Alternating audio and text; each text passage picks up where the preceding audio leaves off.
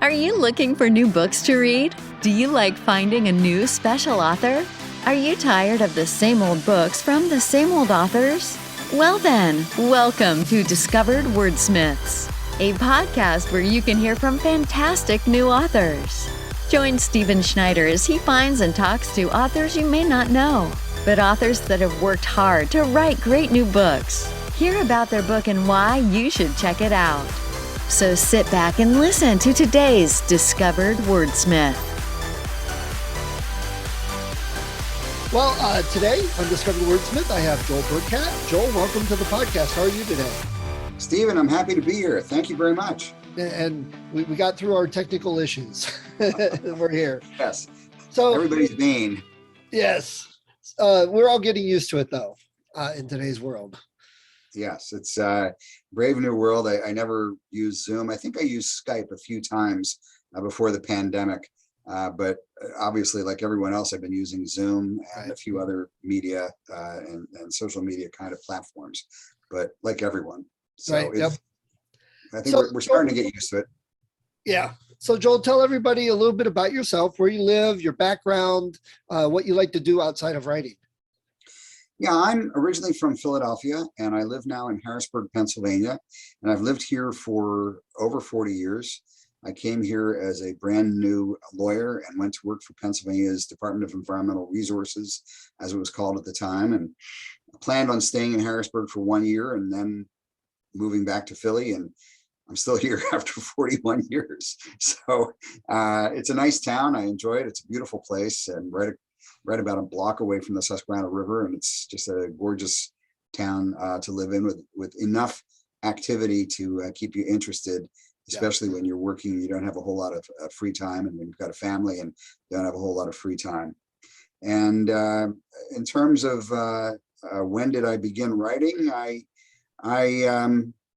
suppose I always wrote. I was writing in high school. I was writing in college. I took some creative writing courses in college. I took a poetry class in college. And then I just got really busy as a lawyer, and I didn't have time. Really, I didn't have time to write when I was practicing law at first. But I had these stories, and these stories were like in my head, and they wanted to come out. They were talking to me. It was a little schizophrenic at times because, you get these. And I'm sure anyone who's listening to this who has at all ever thought about writing, they just have a story that they want to tell.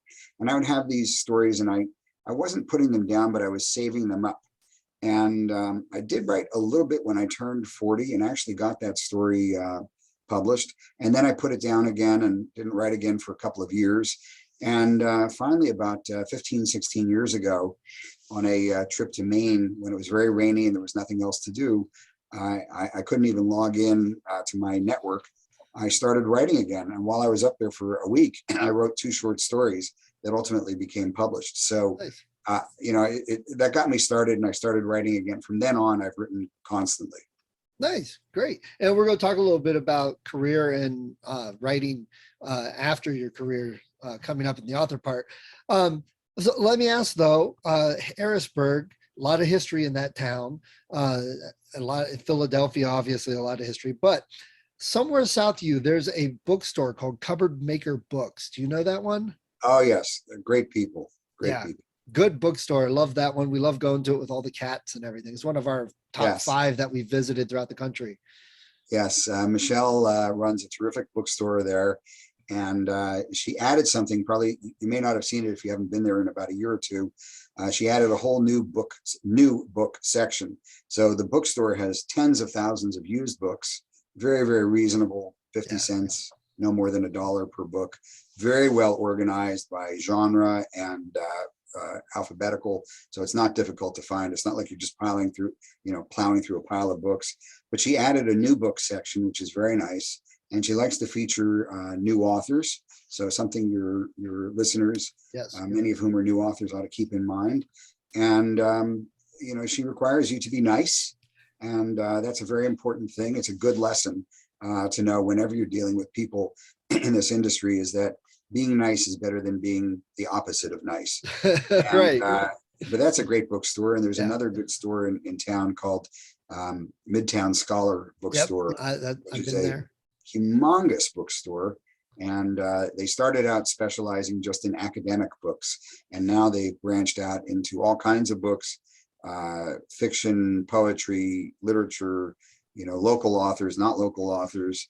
They have a brand new book section as well, a very big new book section, and a lot of used books, unbelievable number of used books. It's like going through a catacomb in places where you literally are underneath the building and you're just sort of winding around. And you say to somebody, where can I find the books about schizophrenia? And they'll say, oh, well, you have to go over here to find it. So it's a great bookstore, and the people there are very, very nice and knowledgeable. By the way, Michelle over at Cupboard Maker Bookstore is maybe one of the most knowledgeable booksellers I've ever met. So if you say to her, I'd like to read a book, and it's about the Civil War, and it would be about this, and she'll have she'll be able to get you in the right direction if she doesn't already know the book. Yeah, she helped my wife find a book series that she had totally forgotten the name, but she was able to describe the cover and stuff. So yeah, good place. Okay, so you talked a little bit about why you wanted to start writing, and you said we're going to talk about a Midrange. This is your second book. So is it a series, or are they two separate books? Yeah, like I said, I had all these stories just sort of like swirling in my head, and I wanted to write a story. I'm an environmental lawyer by training and practice, and I had this story in my mind for a long time to write a story about this real life case where there was an old abandoned mine tunnel up near Scranton, Pennsylvania, between Scranton and Wilkes-Barre, and people have been dumping hazardous waste into the mine tunnel, and then it was coming out into the river.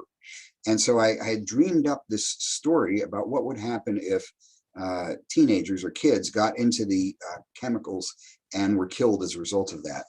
And I created a whole world and a whole story with my main character, Mike Jacobs. And he's a young, first year environmental lawyer working for DEP, the name of the new state agency. And he's working for DEP, and he's one of a couple of lawyers who are trying to figure out what happened. And that was the first story I wrote in this series. So now a Midrange, Mike is now a year older and a little bit more seasoned, and he's more seasoned as a lawyer, and he's more seasoned in life. And he's now dealing with a strip mining battle. So in Pennsylvania, for those of your listeners who are from outside of Pennsylvania, Pennsylvania is a huge coal mining state. And the vast majority, about 90%, 95% of the coal that's mined in Pennsylvania today is strip mined, so open pit mines. And in this case, it's a battle between a mining company and neighbors to the mine, and Mike finds himself right in the middle of the case. Now he's a little bit more mature, he's a little bit more seasoned as a lawyer, so he's a better lawyer, and I hope a better human being than he was in story number one. So I'm very excited. Midrange has been out now since February, and actually the third book in the series, called Strange Fire, is coming out in February if there's paper and ink, which I understand based on some articles I've been reading is a problem. Yeah. So I do have the third story in the Mike Jacobs series ready to go. It's all lined up. It's just a question of paper and ink at the print shop. Right. We'll see what happens. So these are fiction, and they're not really based on true events, but they're based on real life, things you've encountered. And I'm sure you drew from many years of being an environmental lawyer, things that have happened, the way people react. So did you always want to write this type of book, or do you want to write something else, science fiction or something before? I think I started writing these stories as what I call environmental legal thrillers. I started writing these because I was most familiar with the stuff in these stories. And I like legal thrillers. I mean, I like John Grisham, I like Scott Turow and Lisa Scottolini, and I like those writers and others too, John Lescrow and others who are just great writers of legal thrillers. So I like that, and I was drawn to that anyway. And I know a thing or two about courtrooms, and I know a thing or two about environmental issues. And I thought, well, I can do something with this. I can write a story along the lines of Pelican Brief, or Gray's Mountain, or The Appeal, terrific environmental legal thrillers written by John Grisham. But that's not the only thing that I've written, and it's not the only thing I wrote. Actually, my first book, the first novel that I wrote after I began writing again 15 years ago, was a story taking place in 1950 Philadelphia, and it parallels both the 1950 Phillies and a young man who's trying to make a decision as to what he's going to do with his life. He wants to become a novelist. Everybody else in his family wants him to go into advertising. So it's really a literary story. And I've also written a speculative thriller called Little Brother, about what would happen if ever someday a local police department went to war with the FBI, if we could imagine something like that happening. I've written a young adult thriller, post-pandemic thriller of what would happen if in a pandemic all the adults in the world were killed off and the only ones to survive were children, and how would they survive? Kind of Lord of the Flies meets The Road story. Nice. Written for 15-year-olds. So perfect. I'm sure they totally would get it. That sounds like their life in general. So in any event, so I've written a number of different kinds of stories, and I love writing the environmental legal thrillers, but I've also had a good time writing these other stories as well. And I've written short stories about everything from beer to murder. So I've written all kinds of stories. Nice. One of my favorite stories is a story that was published about a guy hiking along a road who was handed a beer by somebody passing by at about 30 miles an hour. So I've written all kinds of crazy stories, and those are short stories and really pretty wide open. But my novels lately have been all about environmental legal thrillers. Okay. And did you find this book easier, or these two books easier to write because it felt like, your life, your work for years, or was there other things you learned from the first books that you helped and that was more, it didn't matter? How was that writing something a little different than what you'd been writing? In a way, writing the second book was a little more difficult than writing the first book, in the sense that I felt that my readers would have bigger expectations for me, and I had bigger expectations. And I knew when I went back and took a look at my first book, and I said, I didn't reread it again after it came out, but I knew thinking about it that there were mistakes that I had made and places that I could have done things better as a writer. And I wanted to make sure that I didn't make those mistakes in the second book, and certainly in the third book, the same thing. So I didn't feel as though it simply became easier. Some things did become easier because I kind of knew, I had a better idea what the process was going to be like. I chose environmental legal thrillers because, like I said a few minutes ago, as an environmental lawyer, I know a lot about environmental issues. I've dealt with these environmental issues, and I've also dealt with courtroom settings, and I've been in court a lot over the years. So I felt as though I could bring all of that to bear.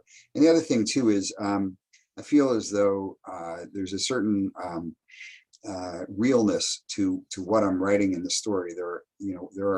There's lingo, there's the way people act, there's the way people talk when they're involved in courtroom situations. There's the way government bureaucrats act. There's the way government lawyers act. And it's very different than kind of the common stereotypes about government people than what people on the outside tend to think. And so it's like a former cop, for example, writing police procedurals, or a former DA writing books about police or detective stories and the like. I mean, these are, there's things that and there's things that only you've experienced. Now, you can certainly research those things, and you don't have to be the president of the United States to write a story about the president of the United States, although we now have had one president of the United States working with James Patterson. Patterson, yeah. Done that. But, you can certainly do research, and you can write about anything. So that's worth considering. But I felt that especially on something like this, I could bring to bear, that insider knowledge and share some of that with the audience. It's definitely write what you know. It fits that to a T. It is. I mean, now I've never been a kid who's alone and, after a pandemic and my parents and all the other adults are dead, but I've got a great imagination too. And that's also a part of it. And for all these stories, I've done a lot of research, and, the internet is very helpful, but there are a lot of other resources that are out there. So I certainly rely on, a lot of research when I'm writing these stories. One thing that readers, I think, are very tuned in on is authenticity. And I know that, if you're going to write a book about the Civil War, for example, you better know a lot about the Civil War. Right. And you better know what kind of buttons, the Pennsylvania Cavalry wore. And you better not get that wrong, because there are people out there who are really, really aficionados of that. And if you have them wearing, iron buttons and they all wore brass buttons, heaven help you, you're going to get raked over the coals. Right. So you really do have to know that kind of stuff. But, nobody is alive today who was alive during the Civil War. So it's all a question of research and authenticity. So I think readers are looking for authenticity, and some readers are super vigilant about it. Yeah, and I assume for yours, nobody really cares if it was a wood or a plastic gavel. That's probably not the focus of of the reading. But these are legal thrillers, more like a Grisham than like a Jack Reacher, both of which are thrillers and solve problems differently. So I find it interesting because I don't really read this type of book, the legal thriller, though I have read some. What did you find that you had to do to keep the story moving and keep it interesting? Because if you just went and sat in the courtroom and, a bunch of people talking and arguing, that would probably be boring. So what did you do to help keep that thriller aspect and keep it moving? It's a great question, and I'll tell you why, Stephen. Environmental law sounds like it ought to be the most interesting thing that there ever was. But I will tell you that, the regulations are maybe that wide. You can't see my hands. They're like this. And, there's federal regulations, there's state regulations. And if you're dealing, for example, with hazardous waste, or you're dealing with air or climate or coal mining or whatever it might be, there are a lot of regulations. And what environmental lawyers do is they read those regulations. The client comes to us and they say, I've got this problem. Can you help me? Or they say, I don't want to get into trouble. What do I do? Or I'm in trouble. How do I get out of that trouble? Whatever it might be. And it's up to the lawyer to understand those regulations. And then you sit there for hours on end interpreting and looking at the regulations. You look at the statute, you look at the regulations, you look at the federal regulations. And it can be a mind-boggling, days-long process to come up with an answer to what seems like outwardly a simple question. Now, as a lawyer, I found it really fascinating and interesting. It was very intellectually stimulating. But as a reader, I mean, if you read about me as a lawyer sitting there for days on end, plowing through regulations, that would be really, really boring. And nobody wants to read something boring. So, I have to figure out a way to sort of compress time. And it's kind of like on a TV lawyer show, when you see the lawyer for, 10 seconds at the end of the day, it's all dark all around him. He's got a little light on and he's sitting there, like this, he's looking at his books and that kind of thing for 10 seconds. And you're supposed to take from that, he's spending a lot of time studying and learning. Right. And that's, and that's kind of what I try to do, is I try to compress the really lengthy parts that could be very boring into something that is, that certainly gets across to the reader that, that Mike spent, days, researching these regulations without going into the detail about it. The same thing about the trials too. Environmental trials, again, you'd think, wow, this must be really interesting. But, very often what you're doing is you're dealing with nitpicky arguments over whether, section 42B36 applies or whether section 42B37 applies. And you're interpreting that, and you're dealing with that. You've got a witness on the stand who's talking about these various regulations. And it can be pretty dull stuff. But again, what I tried to do was eliminate the dull stuff, or at least let you know that there was, there were hours of dull stuff. But here is a moment. There always are moments, these flashes of really exciting stuff, and that happens in every trial. And try to focus in on those exciting parts, but at the same time letting the audience know that there's all this other stuff that's going on, and it's not all excitement. Got it. And so what are readers saying? What's the feedback you've been getting from these books? It's been good. I've gotten good feedback, lots and lots of 5-star reviews, and just talked to a guy actually just yesterday from Toronto who had just read my book and he really liked it, and who read a Midrange. So I've gotten good feedback. people like the fact that as they sometimes say, the kimono has been opened up a little bit for them, and they get a sense of what's actually going on. You know, it's interesting. If you're reading a book about mountain climbing in the Himalayas, you want to feel like you're in the Himalayas.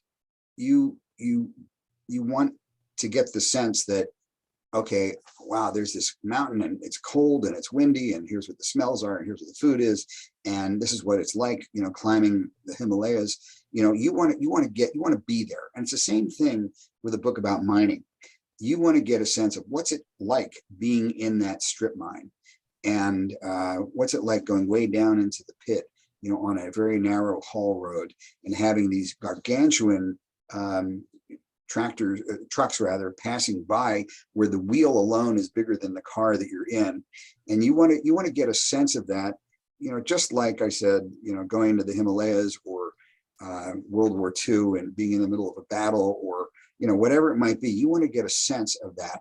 And so one of the things that I try to do in my stories is I very much try to bring the reader along into those places. And so I've gotten good feedback from people who are excited, because they said, you know, I've never been to a strip mine. I've never been in a deep mine. I've never been in a place where there's chemicals coming out of an abandoned mine tunnel. Now, fortunately, I have. I mean, I've seen those things, and I can relate to that. And I also do a lot of research on that. Plus, I have a lot of friends still in the agency, and EPA also. And I have a lot of friends over at in various consulting firms.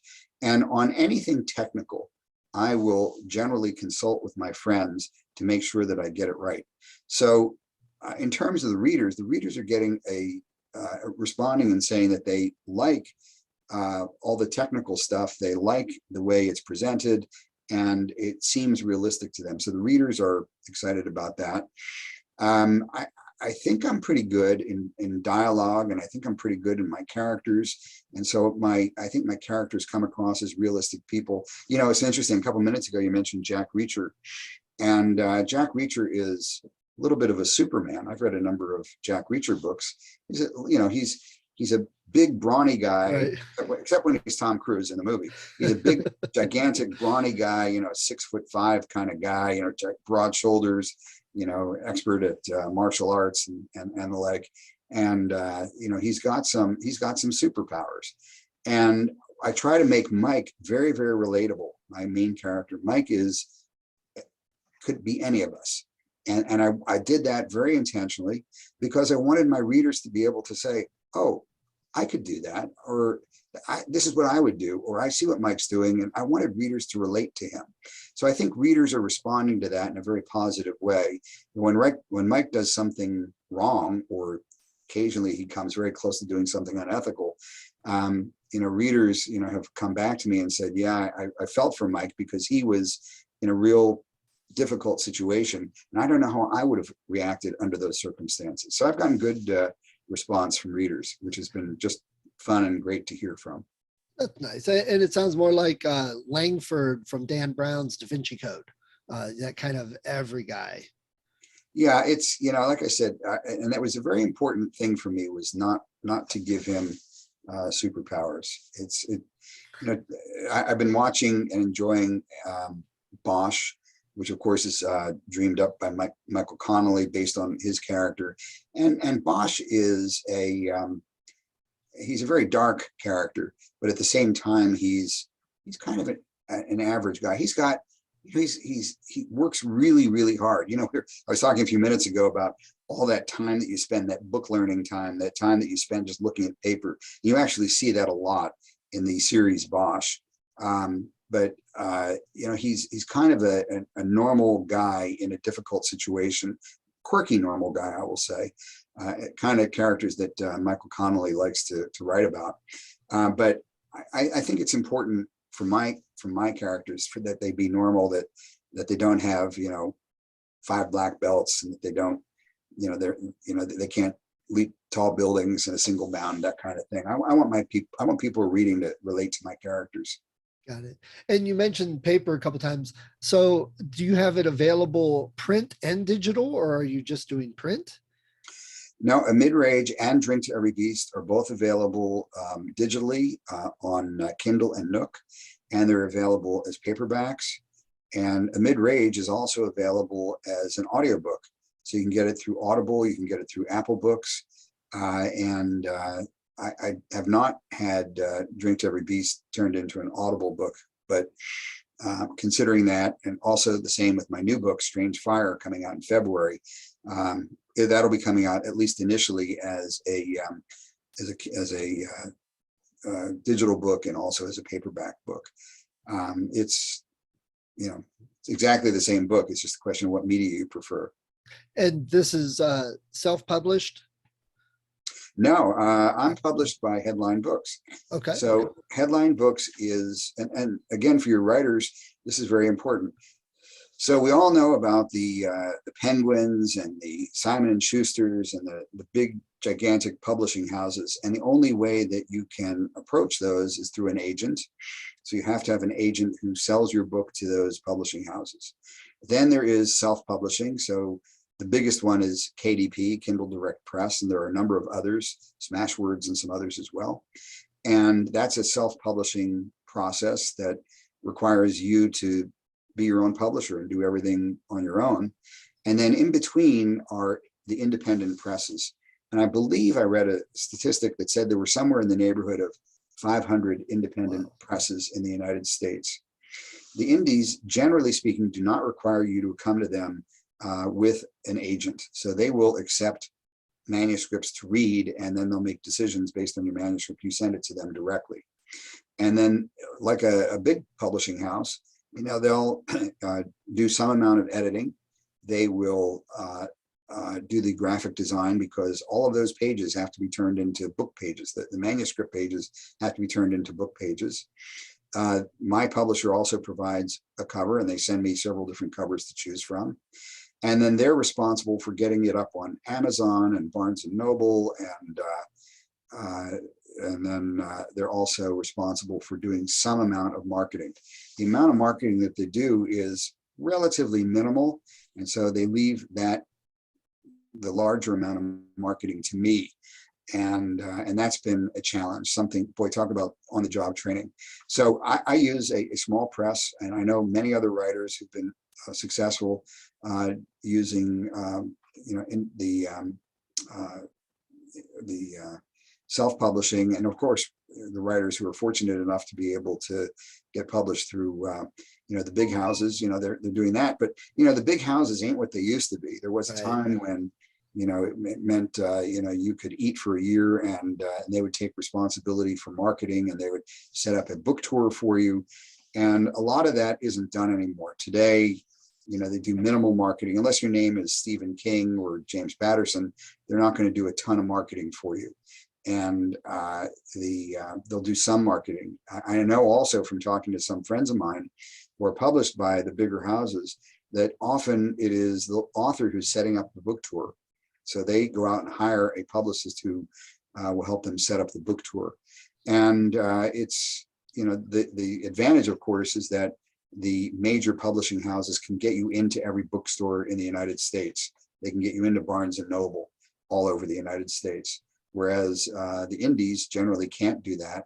Mine is sort of on a store-by-store basis. So to get into Midtown Scholar or to get into Cupboard Maker that we were talking about earlier, I've approached Alex Brubaker over at Midtown Scholar, or Michelle Meinhof over at Cupboard Maker, and asked if they would take some of my books. And fortunately for me, they have, and other bookstores have as well. So it's my books are indie published. Okay, nice. And we were talking about Jack Reacher and that. So would you rather see your books as a movie or a TV show? Well, let's see. I would settle for either of those. I mean, if I got a call from from some big Hollywood producer and they asked me that they're going to make it into a TV show, I wouldn't be disappointed that I didn't get a call from somebody who wanted to make it into a movie. But no, a series would be fun. Actually, I've done a treatment for my stories as a TV show. And that is currently being looked at by some people in Hollywood who are involved in that that whole system, which is entirely different than anything that we've talked about, and something that I know almost nothing about. And also I knew almost nothing about how to write a treatment. So I found a couple of treatments online and kind of based my treatment of my story on the ones that I saw. And then I ran it. I do have an agent now. I ran it past my agent. She had some comments and then we sent it out. But it's, that's a completely different process, totally different process. And what happens in Hollywood is, I just have no clue as to how that works. That could be with or without Tom Cruise, either way, right? Yeah, he's actually too old to be Mike Jacobs. Got it. Okay. So we talked about your next book. What are some of your favorite books that you like to read? Let me talk about two things. I love legal thrillers and I love thrillers, and I've learned a lot of things over the years. I've read all of the original Tom Clancy novels, and I point out Tom Clancy for one reason. Tom Clancy took something that could have been deadly boring, a nuclear submarine, right, and he went into excruciating detail about nuclear submarines. I mean, to the extent that it should have put people to sleep by page 3, but he made that such an exciting book that blending together this technical engineering, nautical thing, this nuclear submarine, that people were excited about reading it, and they sold tens of millions of copies. That made him an almost an instant hero and best-selling author. And he was on the bestseller list for years with that book. And so I like The Hunt for Red October because it shows people like me who write about technical things how it is that we can write technical subjects in a way that is readable to a general audience, right, readable without being dumbed down. I certainly like people like Grisham and Truro and Scottolini. I mean, they're terrific in terms of learning about legal thrillers, or Landay or Les Crow. I mean, there's some great writers of legal thrillers that are out there. And other writers that I've enjoyed over the years in the non-thriller category have been people like Philip Roth. I liked Philip Roth in particular, and I've read a lot of Philip Roth over the years, because Philip Roth did something also, and that was he showed us how we can disconnect from ourselves and write things that are real genuine. We may not be comfortable with those things, and a lot of his stories are very, very uncomfortable stories, but he did it, and he was able to show us that if you want to write a story that is really gut-wrenching and really real, you've got to be able to disconnect from your everything and be able to write that. And I like him. And other writers, I love reading Michael Chabon. He's written a couple of books, one in particular, The Yiddish Policemen's Union, where he sets up sort of an alternate universe. So he sets up this setting where the Jews of Europe are moved out of Europe to escape the Holocaust by the United States, and they're set up to live in Alaska. And now the story is set and it's a 50-year time frame that they've made arrangements with the Native Americans of Alaska. And at the end of 50 years, they have to move elsewhere. So now this is year 49. And he's set up this entire construct, which is amazing. It's not science fiction. It's just an alternate universe. And he's such a good writer, and it makes it so believable, and everything is just so well blended in and seamless in terms of America and in terms of this whole construct that he has and these people. And so, I mean, there's some great writers out there, and I certainly do a lot of reading to learn from these writers. So there's a lot of good writing that's out there that can teach you something. You can learn a lot as a writer. I've learned a lot from James Patterson and the Jack Reacher books. I mean, one thing that happens in those Jack Reacher books is there's a certain intensity in those books. I mean, you Right. start reading those books and you're like drawn in, and then things are happening. And when you go back and you pause your reading and you go back and take a look and you say, well, how did he do that? How exactly did he do that? You can say, oh, okay, I see what he did. You know, he used short sentences. You know, his sentences are 3 words long. You know, his paragraphs are 1 sentence, 3 words long. You know, things like that increase the intensity and the pacing. So you can look at books, you know, whether it's a Jack Reacher novel, whether it's a Philip Roth, whether it's Tom Clancy, you know, you can look at these books and you can say, okay, I can learn something from all of these. Right. So these are writers that I've enjoyed, and many others, of course. I'm always reading, so it's, you know, there are many writers that are out there, and, Right. and I try to read a wide variety of things. Yeah, me too. And you're right. If you need a classroom, you need to learn, it's all right there already, what you've read. You know, Stephen King's quoted often for saying, if you don't have time to read, you don't have time to write. Or, you know, writers should always be reading and read outside your genre and all that. So yeah, agree. Well, and you know, you're mentioning Stephen King. I know a lot of writers even who say, oh, I don't like horror and I don't like the kind of books that Stephen King's write. But you know what? Stephen King is probably the single most successful writer in the United States. So you have to read some of his books, because you have to read it and say, well, what makes his stories so compelling that Right. people who don't normally read books have read every Stephen King book? What is it about these stories? And so I've read a number of Stephen King stories. It's not my favorite genre, but you know, you read some of these stories and you say to yourself, oh, okay, I see what he's doing. This is great. It's a real masterclass in how to write.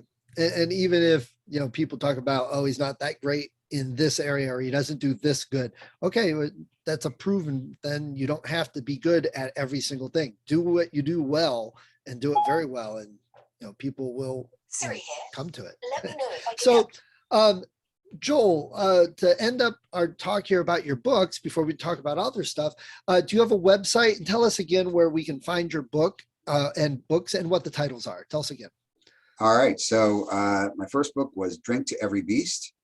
And second book is A Midrange over there. And the third book coming out is called Strange Fire. That's a book about fracking, very timely and something that I have a lot of knowledge about. Nice. And they're all available on Amazon, barnesandnoble.com.